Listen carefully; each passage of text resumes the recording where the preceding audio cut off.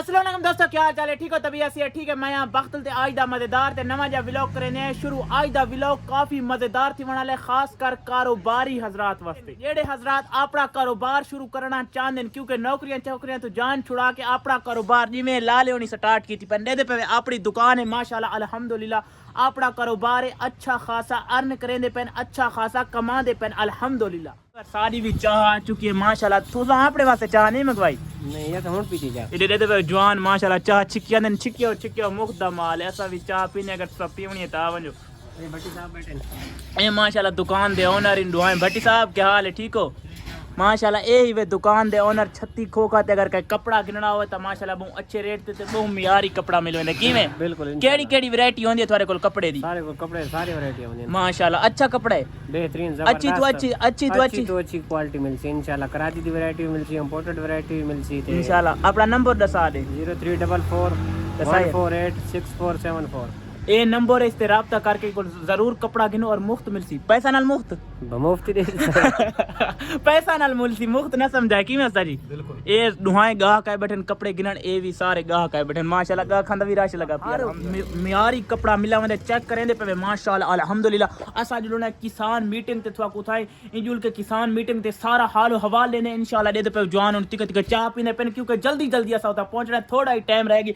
हर मियारी quality दा थवा कोई तू कपड़ा मिला वैसी वीआईपी कपड़े अल्हम्दुलिल्लाह। चेक करो कितना दे पे, चेक करो वीआईपी यार बेगमा वास्ते गिनो दे पे केरे प्यारे प्यारे सूट। आपके सामने ही वे 36 खोखे दे सामने भी असगर क्लॉथ हाउस इथा तुसा जरूर विजिट करना है। हुन असा जुलना है सीधा मीटिंग ते, मीटिंग वाले भी इंतजार की बैठन अल्हम्दुलिल्लाह। जुलदे पे मीटिंग ते 36 खोखे दा माहौल है, बारिश भी थींदी पे यार, ठंड भी काफी ज्यादा लग खड़ी है। जुलदे हैं सीधा इंशाल्लाह पहली बार किसान मीटिंग वाली जगह ते अल्हम्दुलिल्लाह वीवर किसान मीटिंग वाली जगह ते पहुंच चुके हैं। गड़ियां शड़ियां भी आ चुकी हैं। ये सारा माहौल वे जुल के तो अंदर मिलवेंदे उस्ताद नाल भी। अस्सलाम वालेकुम।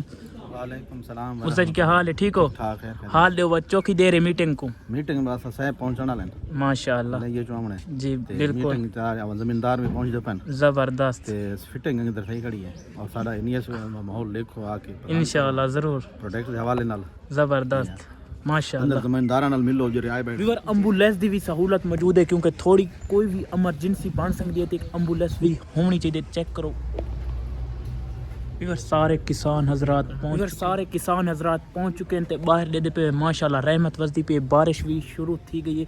थोड़ी देर दे अंदर नए सवेरे वाला अफसर भी पहुंचा डाला है जेड़ा इत्थां आके ये मीटिंग गड्डियां शड़ियां पहुंच चुके हैं। चेक करेंदे पे कमेंट ही दसाए केड़ी गड्डी है। सारियां गड्डियां पहुंच चुके हैं। थोड़ी ही देर दे अंदर सह बावण वाले और मीटिंग शुरू थी वाली। थवाकू दसे सू वज़राई अद्वियात के मुताबिक इतना काफ़ी अच्छी अद्वियात हुसन इंशाअल्लाह सह पहुंचने वाले। गड्डियां शड़ियां पहुंच चुके हैं। आवाम आंदी वेंदी, अंदर भी आवाम काफ़ी सारी आई बैठी है जुल के वो भी थोड़ी माशाल्लाह। यार सारे किसान हजरात भी अंदर आ चुके हैं। चेक करने पे सारे किसान हजरात चेक या छोड़ो गड्डियां चेक करो माशाल्लाह। ये गड्डी बहुत प्यारी गड्डी खड़ी है। चेक करने पे ये दसाए कमेंट केड़ी गड्डी है, सारियां चेक करो माशाल्लाह। यार भाई ओड़ी हिंद नए सवेरे दे ओनर। अस्सलाम वालेकुम।